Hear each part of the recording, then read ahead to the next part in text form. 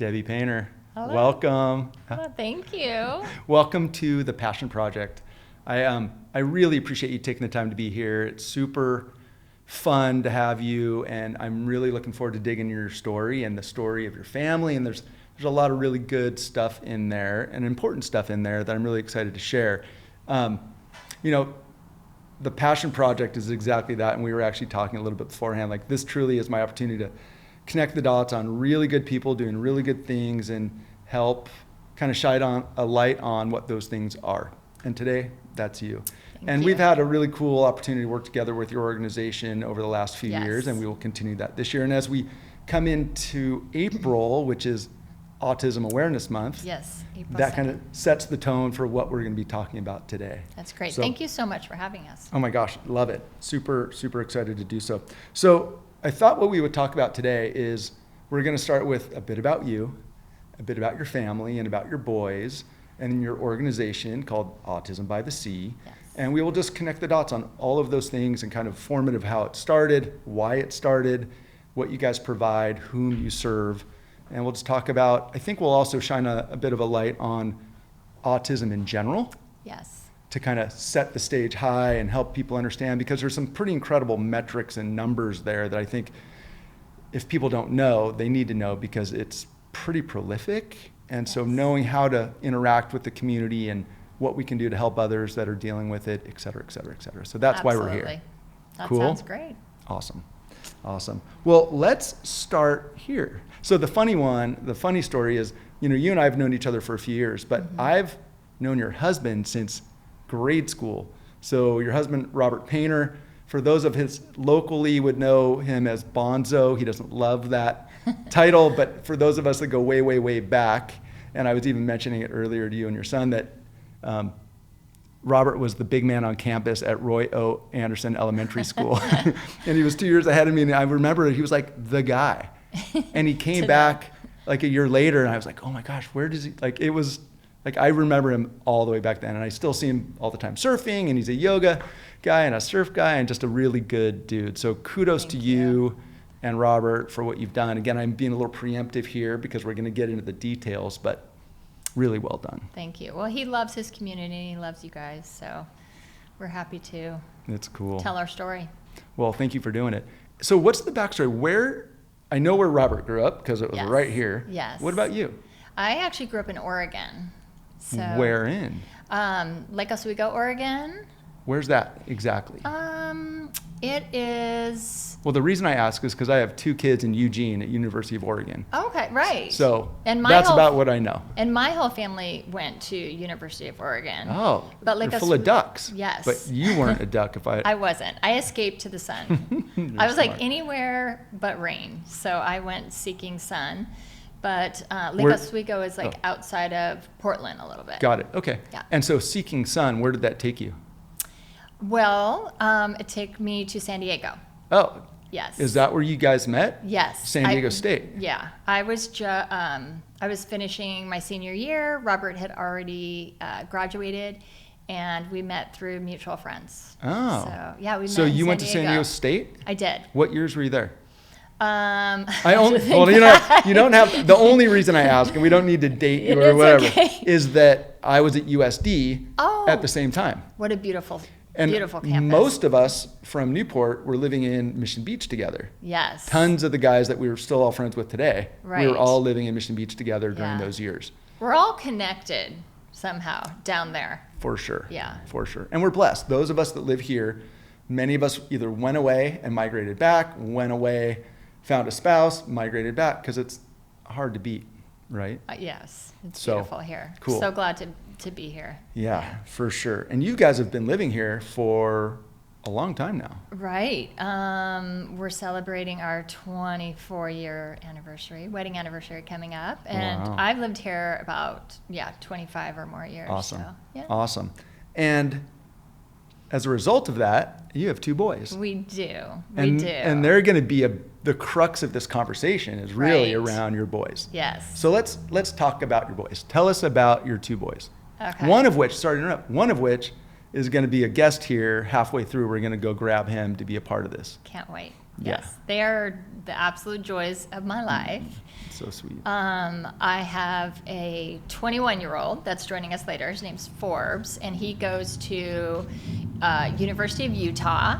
And then my 19-year-old just started at UCLA. So this is his very first year, and we're so astonished that they're there and doing what they're doing. And I would have never guessed it back when they were 2, 3, and 4 years old.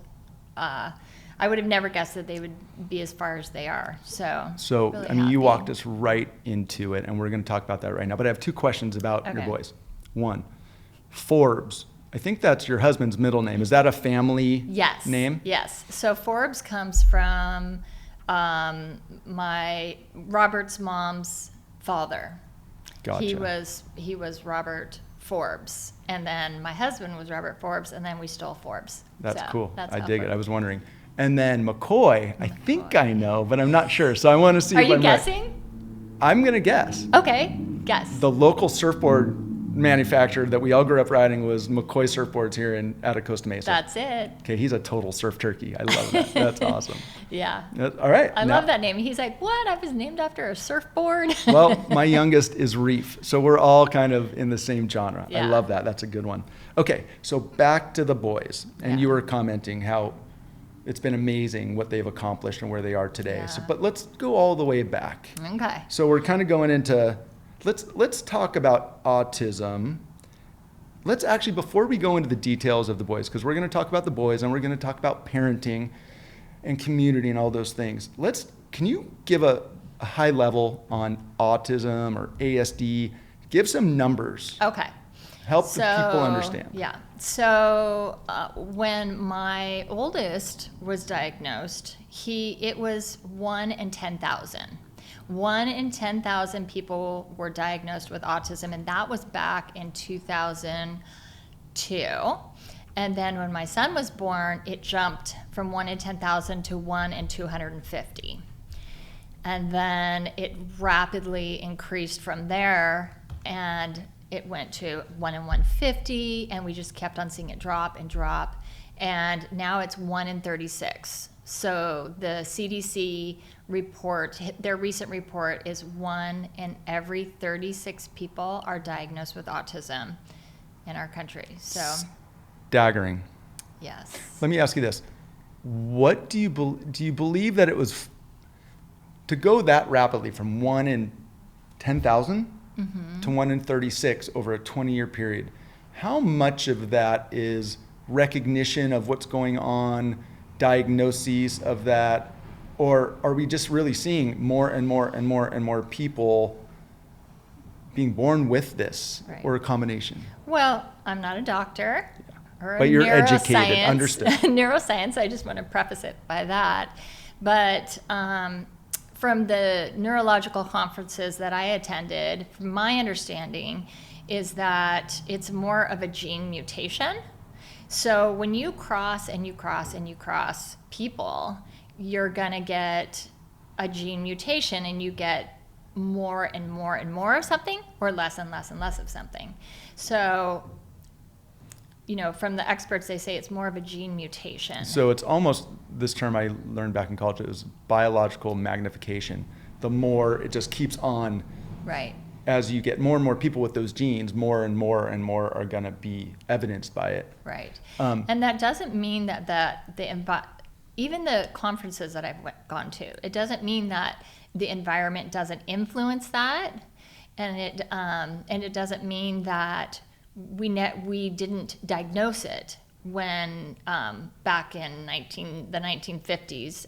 It wasn't diagnosed as well, but that doesn't mean that we're not having more of it as well. I would imagine. And awareness is a big part of it, because think back to when I was in school. I don't know if anybody was diagnosed, or if there was a title of autism spectrum disorder or ADHD or ADD. It was either you're hyperactive, Right. you're disruptive, you're like all these. It was just more a reaction to the the outcomes that kids were doing, or the personalities they were exerting, whatever it was. Right. Now everything is really diagnosed, but I'm sure, it's just a staggering number. We know more and more about it.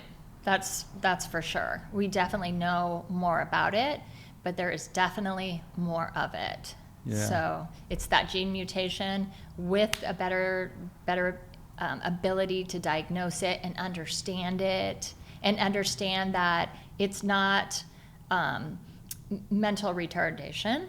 Like back a long time ago, that's what they would diagnose it. That's what they would diagnose severe kids with. They would just label that as MR, or the high functioning kids would be ADHD. So now we do know more about it specifically, and the whole spectrum of it too. Got it. And in the 50s, a lot of those highly impacted kids would end up at an institution, Right. which don't Right. exist anymore Right. either. So we're having to navigate everyone in the same school environments, et cetera, et cetera. And Well, there was no ABA. So what's ABA? ABA is applied behavior analysis. It's the therapy that my kids went through, and kids on the autism spectrum go through, to get a lot, to get better. I don't want to say better, but Yeah. they can. My son didn't talk until he was 7, and so Is that right? Until before 7. they would just put him in an institution, but now with ABA, they can have better skills, and they can improve, and so it's different now. It is definitely different. And the services are pretty incredible and prolific. Absolutely. Especially living somewhere right here. I would imagine having kids on the spectrum, you've got to try, or you have to hope that you have good services available to you where you live. Yes. And as a parent, you have to, it's your full-time job. You've got to advocate for them and make sure that it's good services, and you're following it, and you're helping them, and you're involved in it. Well, we will come back to the full-time job nature of it. We're going to talk specifically about parenting and all of those things that your organization serves, and maybe tools, and maybe not tools and tactics, probably the wrong way, but like what you provide, what people need, what do new parents need to know, or parents Yes. newly identified Yeah. as this. Another metric is, what's the ratio of boys to girls? Do you know? So, yes. So 1 out of 4, so it's 1 girl out of 4 boys is going to have autism. Got it. Right. Interesting. So just to kind of level set for all of us thinking about our kids' schooling, that have school-age kids, public school systems these days, 30 kids to a class is not uncommon. So if you're thinking 1 in 36, there's a high likelihood that you've got someone that's impacted by autism spectrum disorder in every class. Unless they've been removed, or in Right. special day classes or something else. But if you think of a local high school with 4,000 kids, do the math. There's a lot of Right. kids that are impacted, right? And my foundation does a lot of speaking in the schools. And when I first started in 2005, there maybe would be 1 or 2 in the whole school. But now I go into the classrooms, there's 2 or 3 in every single class. Yeah. In every single general ed class, there are kids in the spectrum. So we can't That's bury our heads in the sand anymore. Not anymore, but everyone has to come to terms that this is the world we're living in today. You can't avoid it. You can't pretend it's not happening, and you can't under-resource it. Like, this is the world we're in, right? There's more kids diagnosed with autism than all the other childhood disorders combined. Wow. And what's really interesting about it, there's no one-size-fits-all autism. Like, you have this kind and you have this kind, right? Can you talk? So there's a spectrum. There's a big spectrum. And there's kids that are very severe, where they can't talk. And there's kids that are so high functioning you would never know. Yeah. You might be talking to them, and I've met some of my son's friends that are on the spectrum, and I'm like, wow, I would have never known that you even have autism. And then their parents will go, oh, yeah, but if you saw this, or if you Right. saw that, Yes. right? Yes. You know what I've always said, or the way I've always thought about it, which is an interesting one, is that if there was a spectrum for humans, 0 being dead, 100 being this perfect godlike thing, none of us are going to get there.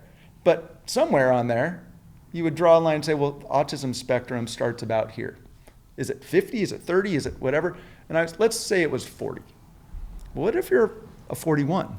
What if you're a 39? I know a lot of people very close to me in my family and outside that are probably very close to it. Brilliant, socially capable, quirky as all get up. And you're like, oh, I think I see a trait. I see it, right? right? I see it. And then obviously further down and then further Right. up. And the list of people, of famous celebrities, scientists, artists, I mean, name after name after name after name of super well-known people. You're like, oh, I didn't, oh. Right. So it's, Well, and we'll get into some of the depth of, it doesn't stop a lot of people. It may have a different No. path, Yes. right? Yeah. So, And the way that I explain it to the kids in the classroom, because I go in and I speak to a lot of the general ed kids to kind of explain it to them, is that we all have a neurological system. Kids on the spectrum are not from Mars. They're the same as us. They have a neurological system too. We have a neurological system. It's just how impacted and what gene it lands on in their neurological system. So, you know, you have people, typical people that have super clean neurological systems, and then you have, you know, kids on the spectrum or other people, like you were saying, like, I think I see some autism in there, that they may have one or two things on their neurological system, and it pokes out, and it's like a symptom of autism, but it's not. You just see it. Does that make sense? Yeah, for sure. Like, again, everybody's got something, right? Right. And even, listen, we could go down the road of like, Martha's kid, Joey, is typical, but he's a jerk, or he's got this, or he's, you know, like, Right. there's nobody typical anymore. I don't define what typical is, right? Right. I couldn't. And we have a whole language in the autism world. So when we say typical, it just means that somebody that does not have autism.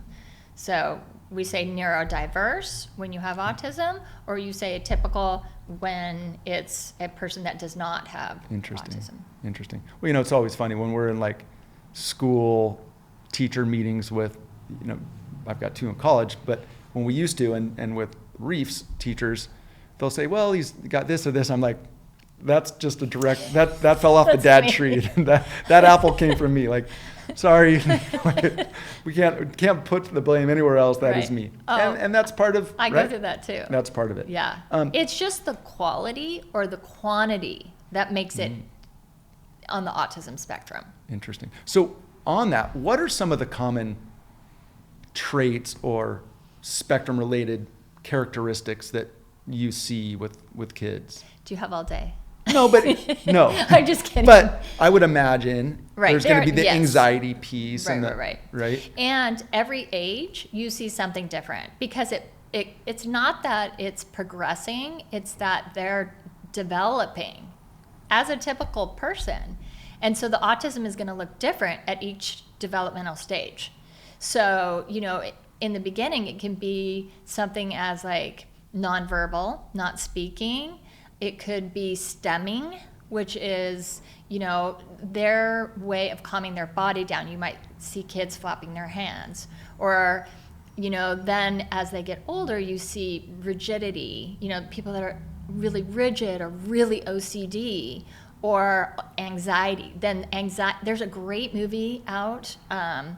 It's a cartoon movie, and it talks about the different emotions in your mind. It's such a well done movie. I wish I could think of the name, but they introduce anxiety at preteen, because that's when it comes in. So that's when it comes in for autistic kids, is anxiety starts to come in, and then you've got anxiety with autism, and that's even harder. Oh, so you're saying because anxiety happens with everybody around this time, Right. coupled with autism, and it just kind of magnifies, right? Right. All of those autism challenges just magnifies the anxiety. and you have OCD, and then you have social issues. And the social issues are going to get harder because social is harder the older they get. So then they've got to deal with gossip, and they've got to deal with manipulation and scheming, and, and then it just gets, harder and harder. I'm guessing social media doesn't help that either. No.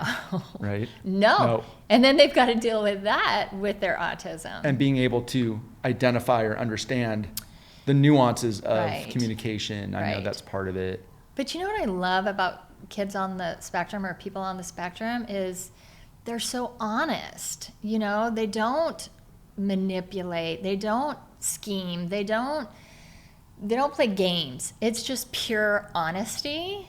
I'm guessing that's for better or worse at times. Right. Right? Absolutely. Pure honesty. Yeah. But is there a common theme in their kindness, or it seems like I've heard that there's a lot of kind kids on the spectrum. Is that true? Yes, absolutely. Because scheming, manipulation, some of that's higher level social skills. That's higher level social skills. So you have to have the skills to be able to do that. So it's harder. They are what they are. Yeah, I would imagine this is about the same time that bullying comes into play, right? Yes. That's a scary one for any parent. Right. Typical, atypical, whatever. Ugh, that's the stuff that, as a parent, drives me crazy and makes me nervous all the time. And I have to say, a lot of parents will tell me, because they're trying to help me, friends or people we know in the school, and they'll say, "Oh, my kid goes through that."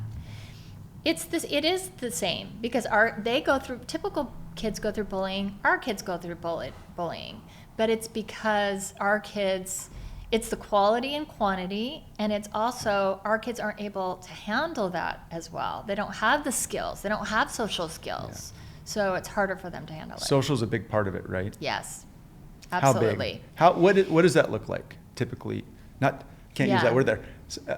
Most commonly, how does the social impacts of an autistic kid kind of manifest? Right, and I can't speak for every kid, but mostly, I can say mostly, it's not that kids on the spectrum don't want friends, and that's a big misconception.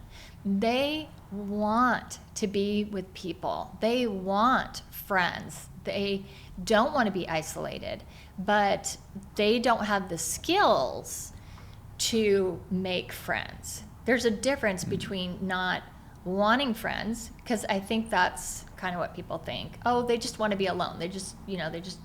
But they do want friends. It's just hard for them, right? Yeah, they don't have the skills. They don't have the communication. They don't have they don't have different skills to be able to play. Play is a hard one. Like when they're younger, it's play skills, because we had to teach our son to, pretend play, imaginary play. They don't have that right off the bat, but they can learn. And then they have imaginary play. And then they don't have the older skills where you're not playing imaginary play anymore. You're standing on the playground talking. How hard is that to chit chat? My son is like, I hate chit chat. Because I can't do it. It's so hard. Oh. So the whole friend thing's got to be the heartbreaking part. I want friends, but I can't navigate it very well, or I'm limited in how I do it, or it's a super challenging thing. It's got to be really, really tough when they're like, all I want is a friend. Right. And then on top of that, they're seen as different. If you can see their autism, they're seen as different, and they're not included. So that's a big piece of autism is inclusion. And my foundation hits really hard on that, because we really want to come into the schools and encourage that and teach that and learn that, that you can be friends with somebody with autism. This is how you do it. And typical kids, sometimes they don't know how. So that's where Autism by the Sea comes in and kind of teaches not only the autistic kid, but they teach the typical kid. well, this is how you invite so-and-so to play because he might wander off, but, try again and try to do something that he likes. So to help with that inclusion. That's rad. And integration. Love that you guys are doing that. It's so important. I would imagine, think how hard social life is as a preteen or teen to anybody, let alone with the challenge of an autism impact on your ability to read emotions or whatever, as you shared. It's got to be really tough. And with my son, I talked to his school ever since my son was in kindergarten, both of my kids. And I talked every year because when he was in kindergarten, he was throwing chairs in the classroom. His behavior is really hard in kinder and first grade. And so he looked really typical, and nobody really heard about autism. And so, here's this kid that looks typical, and he's throwing chairs. And, people were trying to kick me out of the school, and they didn't understand. And I understand that. And I thank God for one of my friends that came up to me and said, hey, let's just explain it to everybody. Let's do some educational things where you can walk in their shoes, and that the typical kids will understand it, to help, facilitate and bring them together and help understand. And we started doing presentations where we would put sandpaper in all of their clothes, and we would do like radio stations playing all at once, and lemons and smells, and for all the different senses. So the typical kids could experience what the autistic kids were going through. And then you saw this breakthrough. And they're like, oh, that's why he's doing that. That's why he's upset, because he doesn't want to wear his shirt. So explain that. Explain why the sandpaper, why the lemon. Okay. Tell us why. Sorry, I jumped ahead. No. It's perfect. Okay. But explain what those kids are feeling. Okay. So a big piece of autism is sensory integration. Because and that's what I tell the kids, we all have 5 senses. We all have a neurological system. Theirs just works a little differently. So when you have autism, your senses are on overload. So your clothes some clothes can feel really rough. And like the tag in the back of your shirt is like, my younger son was like, I am not wearing a shirt. It's like, not a big deal to us, but to them, it feels so much different. It feels like sandpaper. It literally feels like they're wearing sandpaper. So, and then there's all the 5 senses. So, the lights are brighter, and sounds are louder, smells are louder, or smells are more. And so we wanted the kids in the general ed classrooms to experience that, to walk in their shoes. Wow, so smart. So they could be like, oh, that's why he does that. Because they just want to know. They have to be in the classroom with them too. And I really tried to step outside of myself and what my son was going through and say, they're going through it too. Because they have to be in the classroom with them, and they don't understand. So if you can give empathy to both parties, and just say, hey, you don't understand this either. Let me just explain it to you. And so we would sit the kids down, and we'd put sandpaper in their clothes. Wow, you really did. Yeah. That's incredible. And then we'd bring in rotten eggs and put it in a dish, because the carpet in the classroom, my son would be like, I can't walk in there. It smells like rotten eggs. And I was like, I can't even smell it. He has like smelling like 100 times that I do. Wow. So we'd do rotten eggs. We would do lemons instead of oranges. Radio stations playing all at once, because they can't drown out the traffic in the background. They can't drown out noises around them. So they're a magnet for everything that's been hyper magnified. Every sense is just coming at them, and they can't manage it. I've heard of it as like, where I feel something somewhere between a 1 and a 10, they feel everything at a 10. Right. Everything's a 10. Yes. Every emotion's a 10. Every feeling's a 10. Like, yes. There's no like moderating it. It's on. Yeah. And I don't want to leave anybody out, because there's also an undersensitivity. Oh. where some kids don't have any, they can't feel pain. So, and so they get cut or whatever, and they don't even realize it. So there's that side of the spectrum too. Wow. But after I did this, I mean, I even saw teachers that were like, oh my gosh, I'm making this kid do homework under the bright lights, and he's trying to do a math sheet, and all this stuff is going on with their body because they could now see it. So smart. Because it's called a hidden disability, because a lot of times in high functioning kids, you don't see it on the outside, but the inside, you know, they are going through so much. And so I had a teacher come up to me and apologize because she's like, I see it. I totally see it now. Wow. And then to this day, the kids are still calling my kids in college, checking on them, that I had the conversation with in first grade, and they grew up with him, and you know, they really looked out for them, and they really knew them. This is what we want, people. They knew them as people. They knew them as Forbes and McCoy. They didn't know them as, oh, that autistic kid. They knew them as, oh, it's Forbes. It's, you know, it's they knew him as a person. And that's all we would hope for, is to get to know them, because they have these amazing gifts. Like in elementary school, my son drew cartoon characters and made everybody a character, and everybody had nicknames because he's super creative, and that's the way that he could connect to them and they could connect to him. So, you know, they built that bridge and came together and still call him today. Hallelujah. And check on him, yeah. And that is I imagine that's the genesis of Autism by the Sea. Because you're just doing it, and you're like, everybody needs this, and we need to help everybody else, right? Yeah. It's amazing. Kudos to you guys. And it is not just for autism.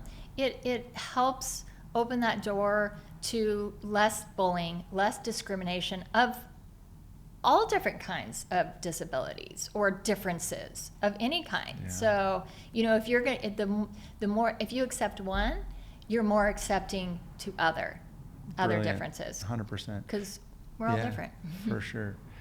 Thank you for that. Thank you so much for that. It's amazing what you've done. I can't wait to talk more about it, and with Forbes. How much does ADHD come into play with this, with autism? It seems to be very closely integrated with a lot of the kids. Is that true? And it's just a comorbid. It's just comorbid. It goes hand in hand. Got it. The same thing with like epilepsy, Tourette's. You know, it's your neurological system. ADHD is neurological. Autism's neurological. Tourette's is neurological. So it's sort of like, you know, they're just comorbid. Got it. Interesting. You know, it's funny. For me, I can get scattered, and I do a lot of different things, and I like it. I mean, that's what keeps me entertained.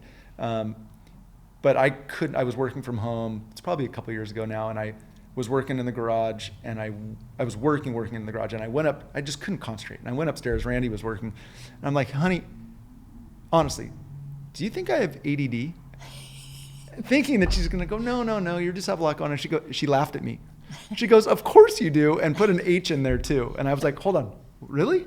So like I said, when they say Reef has ADHD, I'm like, that comes from Dad, for sure. But yes. Well, they say that, you know, PDD, NOS, ADHD. What's PDD, NOS? It's pervasive development disorder, not otherwise specified. So it's like the highest functioning of autism.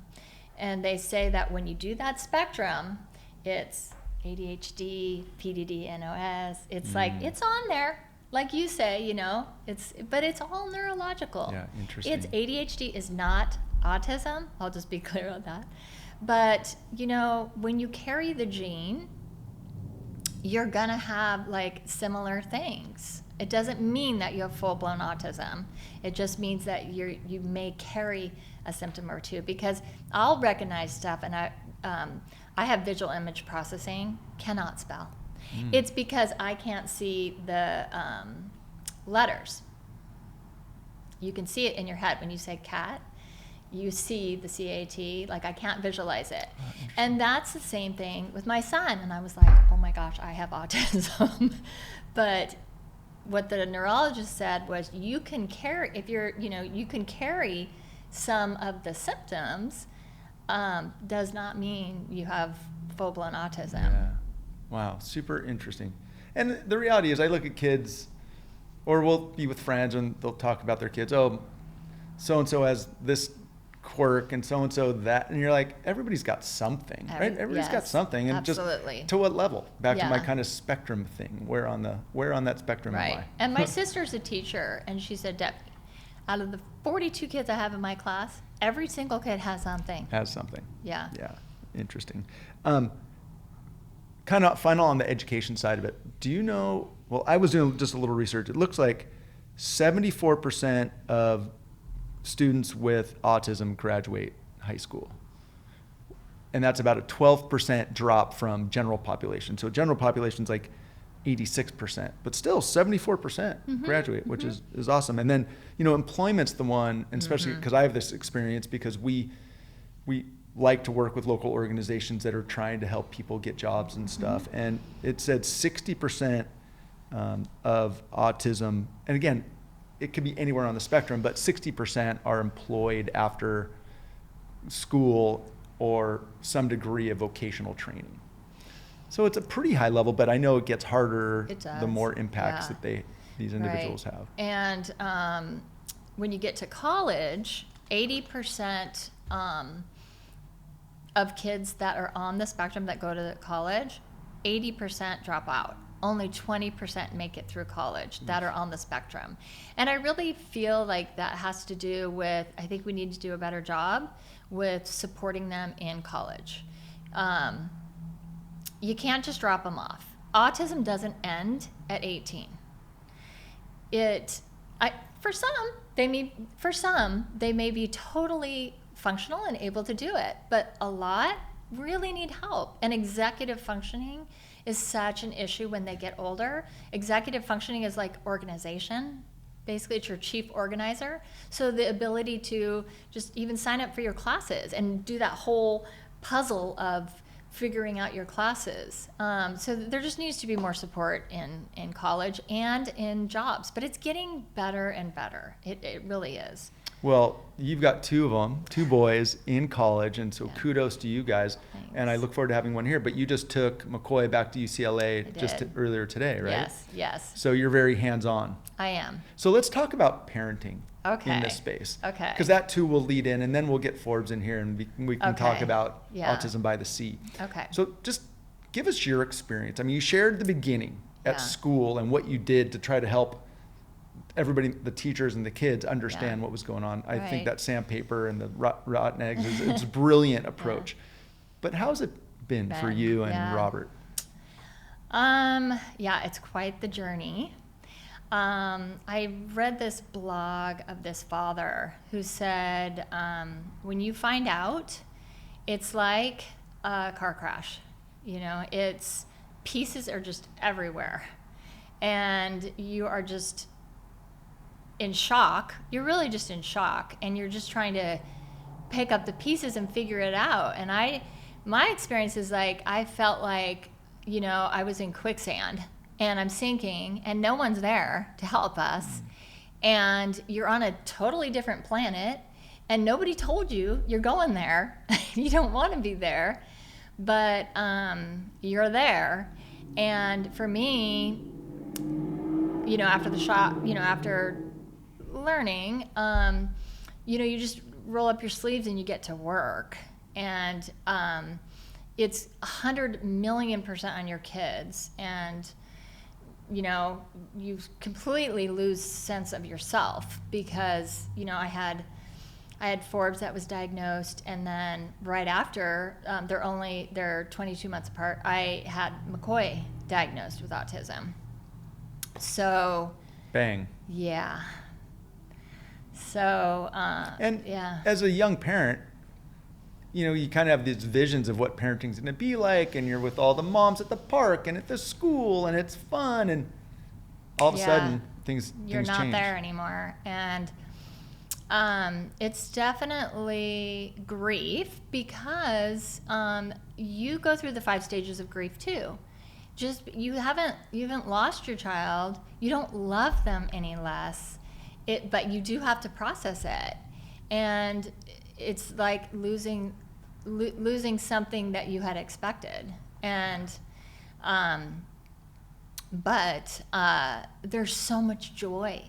There's so much you learn. I wouldn't trade it for the world, honestly. You said that the other day to me. Why? Tell me why. I know, and you get comments from everybody. Everybody thinks like, oh, poor, I hate that. Oh, you know, poor, oh my gosh, poor you. And I'm like, what are you talking about? Like, my kids, it's not like that. I promise it's not like that, because they're incredible kids. They're such incredible kids, and they have such talents, and they have challenges, but they have such gifts. And the autism spectrum has incredible gifts that if you change your perspective and get out of the social world of this is how it's supposed to be, and really step back and really see the perspective of, it's not accepting the pain of it. It's not the acceptance of, oh, I have to accept that my kid has autism. No, it's changing your perspective to see that this is not a bad thing. This is a beautiful thing, and you have to really look at them as a person and who they are and what they have to give and what they have to offer the world. And it's your perspective changing that gives you peace. It's beautiful. Right? I would imagine at the same time, however, like you had to do at the schools, you can look at it that way and look at your kids that way, but when you need everybody in the schools to look at it that way, and other parents to look at them that way, like to realize, like everything what you said, you have to get that message to the world somehow. Oh yeah. So I guess you started a nonprofit to do that, right? Yeah. Hallelujah. I am so glad you said that, because you do. When you see it and your perspective changes, you're like, oh, you got to join my train. You got to get on this train, because it is the coolest train. You don't see it because people have narrower minds. You know, we're in Orange County, bigger, better, bigger houses, bigger, you know, and you get rolled into that. Well, there's I have to be the football star. I have to be the cheerleader. I have to that look lane. well. I have to, and the beautiful thing that autism does is it weeds out people that are mean because they don't want to stick around. So it naturally, I laugh because I'm like, it naturally weeds out those people. You get good people in your train. Rad. Because it's the people that are really kind, genuine, down to earth that can see it. And you do want to show everybody else, especially sometimes even family. Even family won't see it. My dad had a really hard time with it. Wow. And I'm like, wow, if you could just look over here, like, look at this, and don't focus on that. And you got to meet them where they're at. You can't have your expectations of them. You have to meet them where they're at, because, you know, and you'll slide back into that. I wanted my son to do football, and I was like, wait, am I wanting it for me or am I wanting it for him? And then you get back on perspective and you say, oh, like, this is a beautiful thing if you can just look at it, because it offers so much. Right. This is why I wanted you here. I mean, this is what, I think if we could bottle your outlook and your sentiments and your experience and sprinkle it on everybody, because again, back to the numbers, it's 1 in 36. Like, it's everywhere, and you can't pretend it's not. And what's interesting is the public school system, it's a box. You have to do it this way, and like homework and everything, doesn't probably work the same way Yeah. for kids like this. And Right. how do you navigate that? And are they prepared for it? Certainly the schools are pivoting or learning how to navigate it and manage it. It's They have to. changed a lot. A lot. A lot. When my son was first diagnosed, I was chasing down the parents that I knew had kids on the spectrum, but they wouldn't talk to me. I literally ran after this mom to get advice one day, and she's like, "We don't talk about it," because they were in hiding. They didn't want anybody to know. So look at it today. It's so different. Yeah. And teachers are changing their classrooms, and people are changing their minds, and we get a front row seat to that. I get to see my son change people's minds. It's really cool to powerful. watch. And you know what? I use the 90-10 rule, or 80-10-10 rule, or whatever, is that, most people will come around. Like 80% of people will come around. 10% don't care, and 10% are just not going to. Yeah. And somebody gave me a great advice of saying, never give up on the other 10 and 10. Never give up, because I was blown away that one person that was bullying my son came around and saw how awesome he is and actually turned around. So never give up on it, but don't expect that you're going to get 100%. Super good advice. Right. Super good advice. Listen, I want to make sure we get enough time with Forbes, but let me ask you this question. Is there anything, and we had talked a little bit about it, that we should discuss or you want to share that you don't want to share with Forbes in the room? Is there anything about parenting a child or children with autism? We'll talk a lot about, but I have a feeling it's going to be the Forbes Show. Yeah. Hallelujah. Yeah. So I guess, we'll go this way real quick. And we'll talk more about this with your organization, but words of advice. I think you've given a lot, but if you could hone it into like a couple bullet points of advice for parents that maybe just learned that their kid has been diagnosed, like what do they do? Well, okay, so the first question you asked me about if there's something that I don't want to share with Forbes, and I appreciate that. And I am so glad that our family is so open and I'm able to talk with Forbes about everything. And that's kind of the path that we've taken. And that's the advice I would probably give to parents as well, because you meet a lot of parents that don't want to tell their kid they have autism, which I totally understand, because you want to protect them, and they may be super high functioning, and you want them to feel like that they are just themselves, and they're not labeled with this huge diagnosis.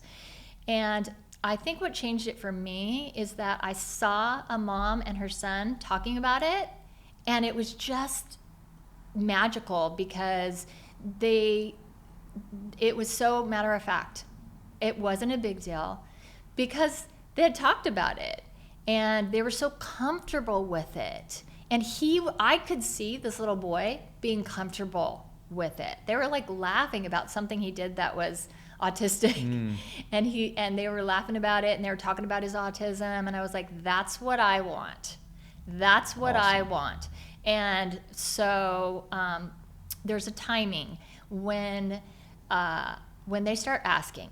And my older son started saying, what is wrong with me? Why are there therapists at the house? Is there something wrong with me? Because they're going to label it. Whether you label it or not, your child is going to label it. I'm dumb. I'm different. So if you can tell them, nope, this is just autism. It's just something you have. You're just born with it. It's okay, and you're beautiful, and process that with them, then they will grow up not labeling it for themselves. They'll be like, no, I'm Forbes. I'm fine. Love that. Yeah. That's great. Well, with that, let's go get them. Okay. All right? Okay. I can't wait. This is going to be super fun. Let's begin. I'm gonna make you wish that I stayed gone. Say hello to a new status quo. Let's get your controllers and bring it on. Turn the TV on. What's that from, Forbes? Has-Been Hotel. It's like a good show. That's the best self-introduction you could have possibly done, Forbes. Really? Thank you. Thanks. Forbes, welcome to the Passion Project. Thank you so much for being here with me and your mom. We've been talking about you and McCoy for a while now. Is that so? Oh, wait. Are we live already? Yeah, of course. Huh? Oh, that's quick. You're gonna look at Mark. Okay, so for everybody listening or watching, we've shifted from the Passion Project to the Forbes Painter Show. I suspect it's going to be lively now. Or like Forbes Friday, as they used to have it be back in the high school days. By the way, if any of you CDM kids are watching this right now, hi, Forbes Friday here. Nice to see you again. So we're going to jump right in there. You went to high school at where? CDM, or Corona Del Mar High School. Like, Triton TV, the Sea Kings, that sort of place. I was a Sea King. Your dad was a Sea King. It kind of just runs in the family, I suppose. Yep. And as I mentioned, I went to elementary school with your dad, so we have not gone very far. And we all live pretty close to here, except you're in college now. Yep, I'm in college now. I Where? went from blue to red, University of Utah. That's my sort of place. What brought you home? What brought me home? Why are you home right now? Here? Oh, just a little spring break, but perfect timing because I actually kind of wanted to do this right here. Awesome. Outstanding. So Forbes, I wanted to ask you some questions about growing up, if that's cool. Oh yeah, sure. I'm open to a lot of things. So your mom shared what it was like growing up, some bits of it, being autistic. It doesn't seem like it slowed you down, my friend, which is really awesome, right? Slow me down? And no. I kind of went a bit the opposite, more faster.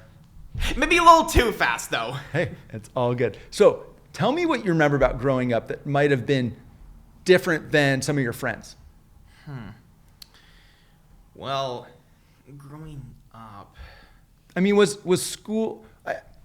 I don't know, Debbie, are there questions that can frame it better? I think, remember when we were talking about, it's so interesting because Forbes remembers memories really young. Like he remembers being in his...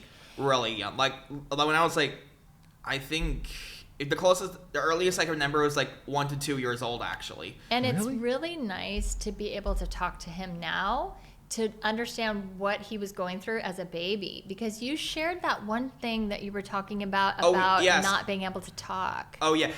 So this is kind of like a thing with autism is it's actually on a sort of spectrum. They call it a spectrum for a reason. It's not just a single point and that's it. There's multiple variants of it.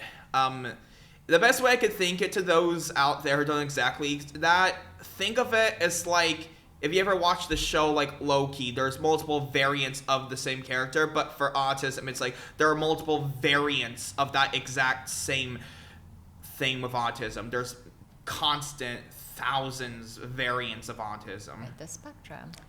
So when you couldn't talk when you were younger. Yeah, for me, it was my words were there. I understood what I was talking about. I understood what people were saying. It's just that my mouth was shut. And I don't mean in the sort of sense of saw with a blade to my mouth. No, not like that. I'm referring to my muscles would not work for whatever reason. Took a lot of OT and physical therapy to finally get my mouth to work, and mostly my tongue. It was my tongue that just wouldn't move for some reason. But nowadays, I can basically just roll into the back of my like that and So you had oral motor. You had oral motor processing. And that was it. There's all different reasons why kids on the spectrum can't talk, and it's different for different kids. Some of it's sequencing, some of it's oral motor or apraxia. But I thought it was really interesting that you could hear everybody talking and you wanted to talk. And you had words in your head, you just couldn't get them out, right? It's basically you have a dam, and there's a bunch of water that technically should be on the other side. So basically you have to get that pickaxe, start putting that in, just mining it over time, and as soon as you start getting the cracks in. Do you remember how good it felt when you started to first be able to communicate and talk? Oh, it felt so freeing. Have you ever stopped since?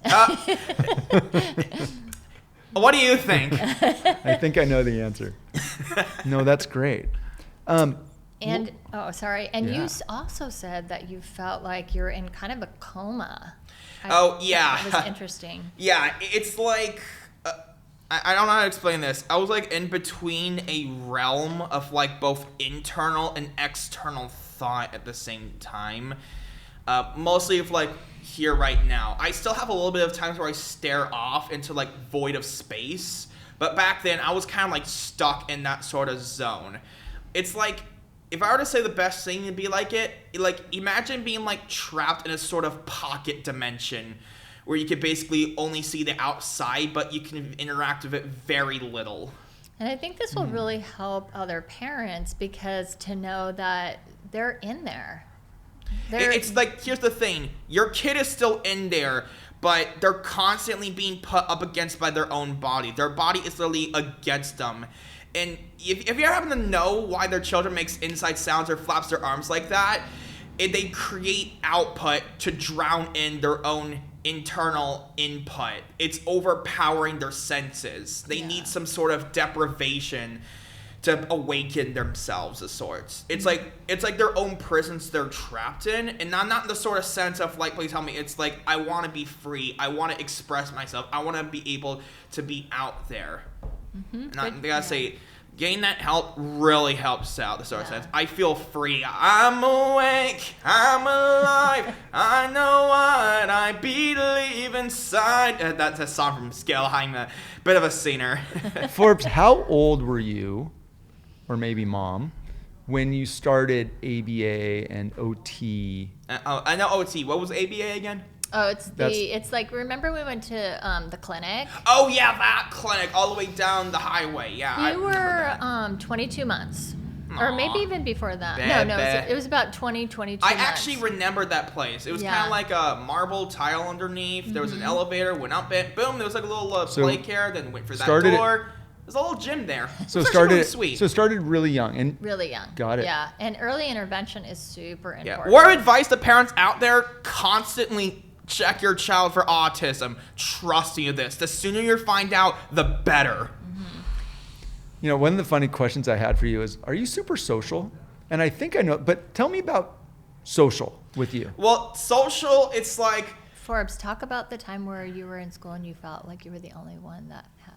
Oh, that. And then you can... Before I do, for me, personal, I'll get that in a minute. Okay. For me, social-wise, it's like, yes, but there's a slight catch with that. And this kind of goes for other people as well, not just the autistic. I think this is just a me thing. It's like, I'm very social on the subject I'm in. I'm just looking for like the people that get me. Me personally, I'm an artistic game developer, so I kind of like to surround myself or look for people that have those same interests and hobbies, and I'm really talkative with them on that sort of stuff.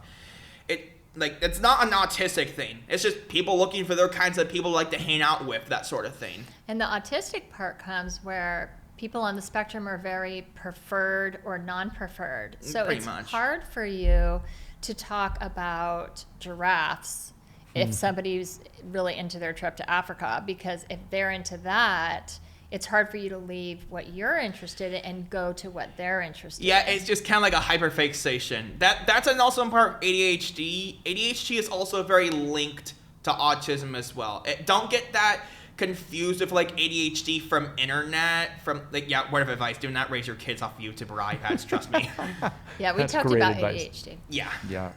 So when you were telling me the story about when you were in elementary school and you knew you had autism, because we were very open about it, but... When I became self-aware. But you said you felt like you were the only one. Yeah, I don't exactly know why. It just kind of felt like I was like... If I were to say it, it's basically like putting a yellow goldfish in a pond of orange fish. It's like, it sticks out like a sore thumb. But the funny thing is, didn't you actually happen to say that there were other autistic kids out there too? There were. And how come I never noticed? That I will never understand. Yeah, and I think when you find out, that's something that you had to process, is that to know that you're not alone. You're not alone. And there are other kids out there.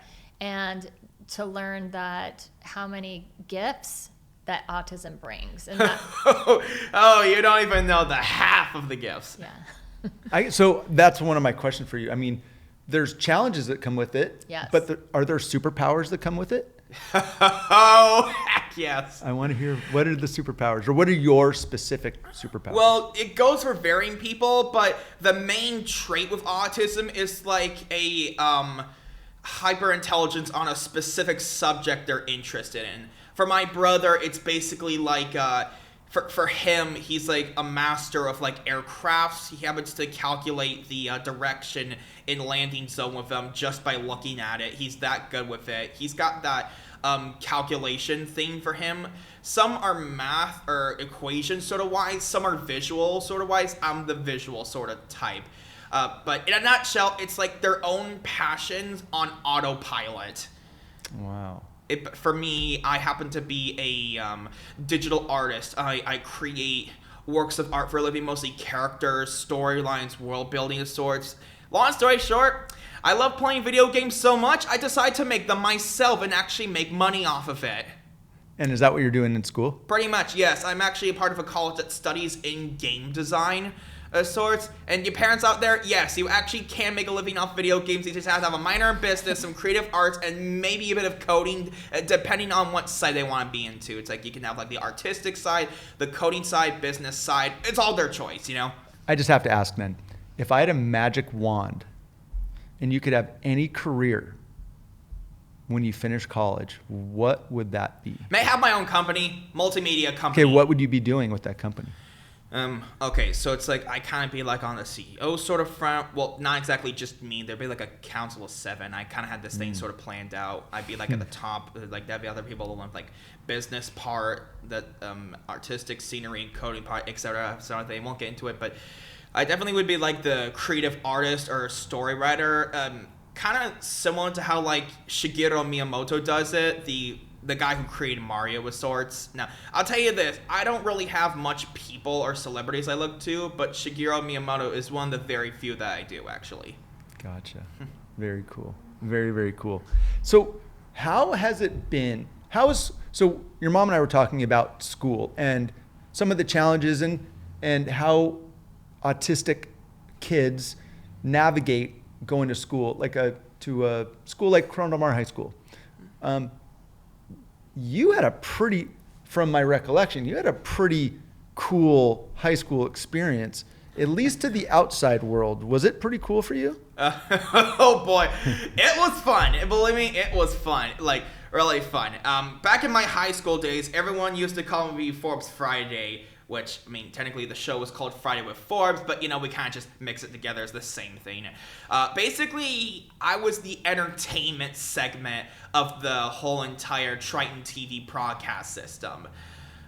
It kind of started off with me kind of watching Triton TV. People were kind of getting bored off their desks, some on their phones staring at their screens.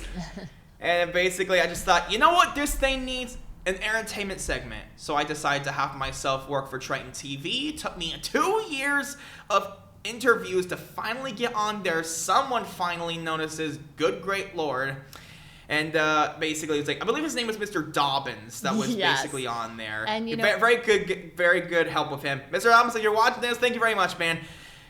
So basically, we kind of just got the thing started, got the broadcast kind of set up. Mr. Forbes Friday showed up, and on that first day, I remember when I was on there, it was all, what's a big one? Forbes here, I'll be my reporter. Just like that, Forbes Friday was born. I kid you not. The moment I left class, that day it aired, everyone was on me. Forbes, okay. Go ahead. What was so cool about that is that I love Corona Del Mar High School because they saw a possibility and gave Forbes a chance, where there's, you know, other people will be like, nope, he has autism, we can't include him. And also to guys who said, yeah, I can't do it because I have autism, may I just respond to you with, whenever tomorrow brings 'cause I'll be there. Okay, let me The make a Forbes point. Show, as I mentioned. So just letting you know, guys, I can prove you wrong. Bring it on. But what helps with that is people that give you opportunity. Yeah, mostly those guys. And that's what's so important, because I've seen teachers just flat out say no, and then teachers that are like, okay, I could think of a way and to use his gift. And that's where you're creating opportunity. And that's what we need in the schools, in the high schools, in the colleges, and in jobs. Because you see some incredible things. Yeah. Well, that's perfect lead up to something that you two, I believe, created together, right? And you talked a lot about early on what you did in the schools, and I'm sure that led to it. But what did you guys create together? Well, I had a board of women that created Autism by the Sea with me, and they wanted Forbes to be the speaker. So he's on my board as well, and he's gone out to some of the schools and is, talking to all the kids with about, a powerful voice. Yes. Yes. About I think you're autism. blowing out the speakers here. Sorry. Yeah, no, so we're I'm good. kind of loud like that. But it's nice because I remember this one flag deck where he was speaking, and it was April 2nd, Autism Awareness Day. And there was a boy sitting in the front row, and Forbes was just talking about his autism and talking about how to make a difference, how it helps in schools, and the things that he's done. And this boy came up to Forbes and said, I'm going to go home and get my blue shirt because I have autism too, and I don't want to hide anymore. I want to. It's like, I will say, the thing about with people with autism, and I can see that some of you out there might have autism, literally there is no reason to hide it. If I say anything, I've embraced it for a long while. And honestly, it's gotten me great places. Hallelujah. Okay, so Hallelujah. I think I think per the website, you're the co-founder and speaker, and you're the president and co-founder. That's right. That's I right. did You brought it up from, but that's very cool and very cute. Yeah. So just, can you kind of give a high level on Autism by the Sea? Autism by the Sea. Yeah, so it did start when Forbes was in school and my son McCoy and talking to their kids, and I saw such a difference that it was making. And so other schools were asking me, and so we started doing that. But I also wanted to do the fundraising part because there's so many costs involved, and there's Cost for whom? for the families. For the families, there's a lot of costs, and not everything is covered. And so back when Forbes was going through, and McCoy they were going through therapy, everything was paid for because the regional center paid for absolutely everything. But then there was such an over amount of kids on the spectrum that they couldn't handle it. And so they went under, and I think it was right during the crash too, the 2006, 2007. Wait, the crash. I'll tell you later. I swear I think I've heard of that before. Well, it was The it was economy. the dot-com, the economy, and it was the dot-com era. dot-com crash. And there was this explosion of so many kids that the regional center, wasn't paying for it anymore, and they started transitioning to insurance companies.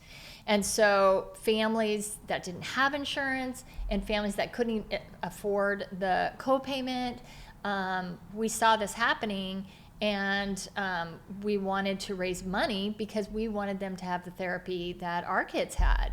And so we became a 501c3.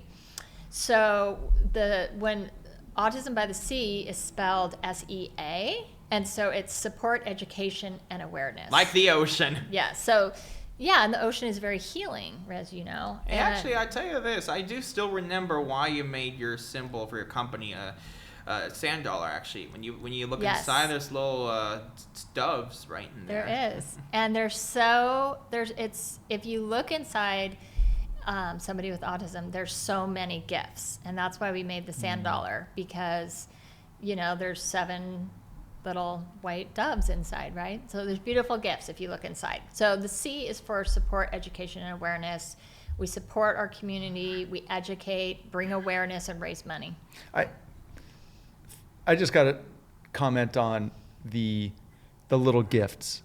I think it's so, like, I think what I'm learning about ABSea is that it's flipping the script. And you've said it lots of different ways, is that those little gifts, everybody on the spectrum has, like, there's, as opposed to saying it's a problem or a challenge or an obstacle, you're saying, no. You just have to know how to work with these amazing people Yes. and help them be their best selves. And then you have the Forbes Show. Welcome aboard, ladies! You have to create opportunity, right? And you know, I've seen people just draw a line. Yeah. They're in a box. They're in their own box. But then you see people like Mr. Dobbins, or you know, other people, your swim coach, coach captain, create opportunity. And it's so cool because I remember when he was on swim team, he was like the inspiration of the team because you've heard him, he got on top of the box. And there was a kid that came up to my husband and surfing the other day, and he goes, I just have to say that Forbes was like the most inspirational part of my swimming. That was so much fun. I think they won that year against Newport Harbor. Because he's up on the box, being like, so, and he created opportunity. Coach captain, the swim coach. That's amazing. So These really are all superpowers. I mean, I put it in my notes. I'm like, Forbes, you're not scared.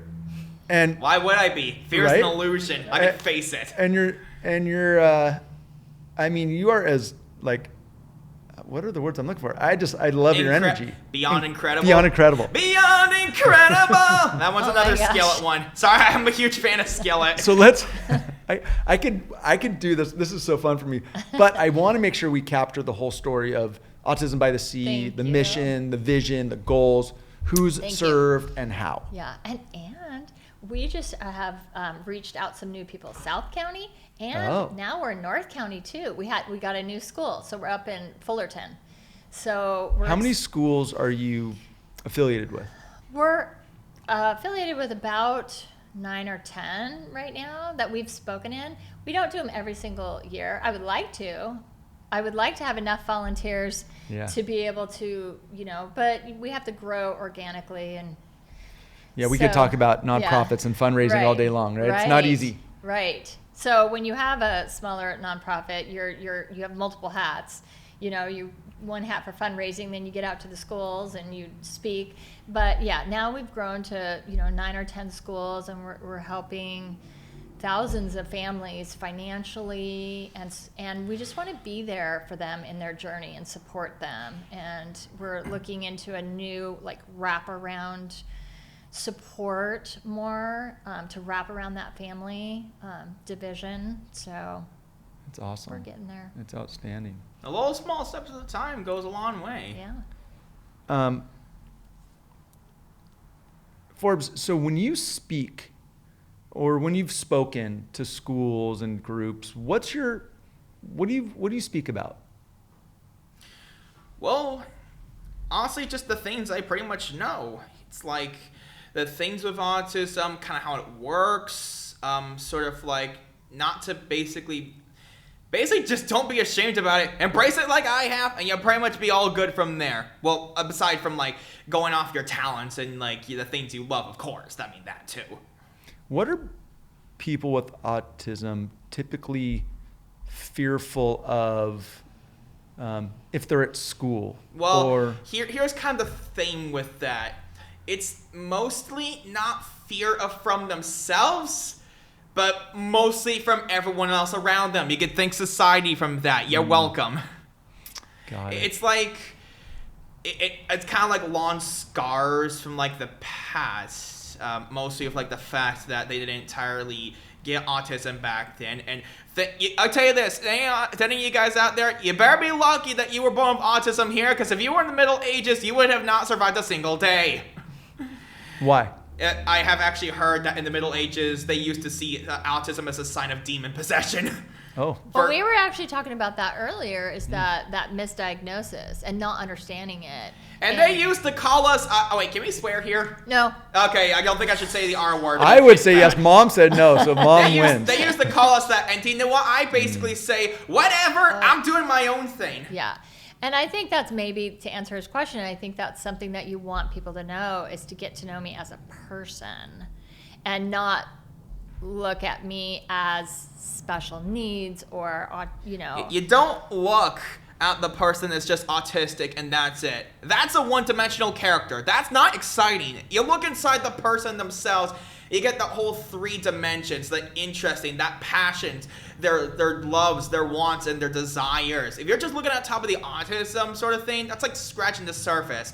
Think of it as like an iceberg. You got the top, that's the autism sort of thing. I mean, I guess that's fine there, but you look underneath the iceberg and it's way bigger underneath. And it's way more interesting, way more awesome. And yes, I see you guys doing those iceberg analogy videos. That's where I got it from. Let me ask you guys a question. Okay. I'm going to ask Mom first. Okay. Where did Forbes develop this level of confidence in himself and in his autism? And I'm going to say this right now. It's my turn. Let Mom go first, and I then was you going to speak about God and religion. no politics, yeah. no God, no religion in this. Dang But it! let's stay. But I mean, It's okay, Forbes. I mean, anybody with that level of confidence, it's a superpower. What you have is a superpower. To be that confident in yourself is unbelievable. Really? Why is that? It will serve you well having that level of Right. confidence in yourself, in your skills, in your personality, how you look at things, a positive outlook. You may not Yeah. be like this all the time. Yeah, sometimes I'm kind of like Snorlax lazy. Sometimes I'm kind of just like going out with my friends, having fun. And other times my ADHD is going over the limit. And I'm like, woo! Oh my. Okay, so, but you're always positive. I'm always sticking positive, or at And- least try to be as positive as I could be. Yeah, Let's be and- honest here, we all got demons, and I prefer to keep mine locked up in a box inside me. Forbes. Okay. Okay, so Was this trained? Was this Right. something you helped develop? so that is an autism thing, because that's what I love about people with autism, and it's not in it's I don't think every okay, there's a saying that says if you know one person with autism, you know one person with autism. And I see it in a lot of people with autism, that confidence. And I think that's a social thing, because if you are typical and you have the social skills, then you're gonna learn embarrassment, you're gonna learn popularity, and you're gonna learn. But when we have all autism, that. it's basically like, we don't care what you think of us, we don't care how you look at us, I'm just being me, and that's really all I care about. I'm a is- professional, and professionals have Forbes. standards. But is that Forbes' outlook on it? Because I don't think it's everybody with autism has that level of confidence. Yeah, I mean, to be fair, everyone's got different. Some people are kind of like embarrassed of their own autism or shy about it. Right. And to that I say, well, I mean, think it's about that- time you start coming out of that cocoon. I mean, I think it's personality, but I do think it's an autism trait too. it's a mix of both. Right. I think it is part of his personality, but I think it's an autism trait too. Got it. Let me ask this, and we're going to start to ramp it down a little bit. Autism by the Sea serves the community. We'll talk about how to find you. Are there any final, again, kind of going back to that same question I had before, are there things that families, you serve Orange County. Mm-hmm. If somebody's listening in Saskatchewan or anywhere else, what do you recommend? How do they find the community and the resources to help them navigate this new, assuming it's new to them? Well, usually there is we call it regional center, so that's kind of where I started. And it's not always called regional center in every area, but it'll be something like that. It's the state facility of help for Got it. right. Gotcha. But also, they. Moms with autism, they're Googling. Yeah, looking around. They're looking around. They're panicking. Yeah, maybe so. Well, I think they're not as much panicking, but they are looking for help. They want to know how did it go? How to do this? And doctors are getting better and better. But like even with Forbes' pediatrician, he said, when he was younger, he said, no, I don't think so. I'm Googling things and I'm like, I think this is what it is. And I used to be allergic to gluten. Yeah, but he said, oh, no. He's not on the spectrum at all. So. Not on the spectrum.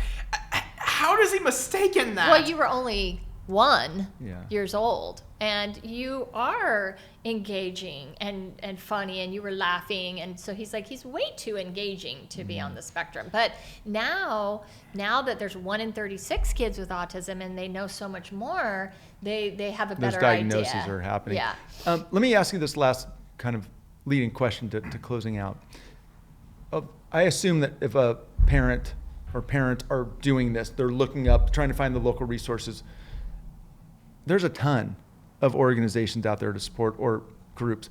Why did you feel that there was a need for Autism by the Sea? What wasn't Right. being served when you decided to create this? And I always tell my incredible board of women that I don't want to recreate the wheel. I don't want to compete. I don't want to do something that the other organizations are doing. If it's not broken, don't fix it. Right. I just saw a need. I just saw that it was working for my boys and there was a need to go in the classrooms. I saw a need that we needed even more money than other people were raising. And so I just focused on awareness that way. Other organizations will do different things, but I don't see a lot of people going into the classrooms and really explaining it. That's your special Yeah. sauce is going in there. It's so great. My sacred sauce. Well, listen, let me say this. Thank you so much for what you guys do. Thank you so much for being a part of this. It's truly a pleasure to have you on the Passion Project. I love this. Anytime. But truly, what you guys do for the community and who you serve and how you do it, it's outstanding. And we just want to say thank you. I'm really proud Crown Hardware is committing to you guys again to round up in April for Autism Awareness Month. I give lots of praise to you and Robert and your boys for what you guys do. So. Thank And you. hey, Well- if you think that's the beginning, I got a huge career ahead of me. I'm sure you Hey, do. I'll tell you this. To any of you guys who play video games out there, look out for Debbie and Forbes Painter. You're going to see something really big in the future. Now, And I have to say that what you do and what Ace Hardware does is incredible. I really don't know any other companies like yours that put so much into their community, Oh, honestly, and thank you. the Passion Project too. That's we love it. really We cool. love being a part of our community. We live, Thank here you. we live here, but every community is our community where we serve. So thank you. We know we're going to be on the lookout for Forbes in the future. How do we find more about Autism by the Sea? You can go to my website at autismbythesea.org and you can find a toolkit for parents on there because it's a whole nother language in the autism world. There's a whole toolkit. Another dimension. Yeah, there's a grant application on there if you need funds for autism therapies. We also do different programs. We're supporting Connect Dance, Social Seekings, special needs football. So we try to support our community. Awesome. Yeah, thank you. Outstanding. You guys, it's been a pleasure. Thank you so much, Forbes. Thank you, Debbie. Thank you. Thank you, Autism by the Thank Sea. you. Can we do this again another time? Because I love doing these sorts of podcast sorts of things. For Maybe sure. you'll have to create your own podcast. Aww. Oh, there we go. Actually, that's not a bad idea. Might do it for my company. Who knows? Yeah. There we go. Yeah. All right. Thank you guys so much. I Thank appreciate you. it. Thank you.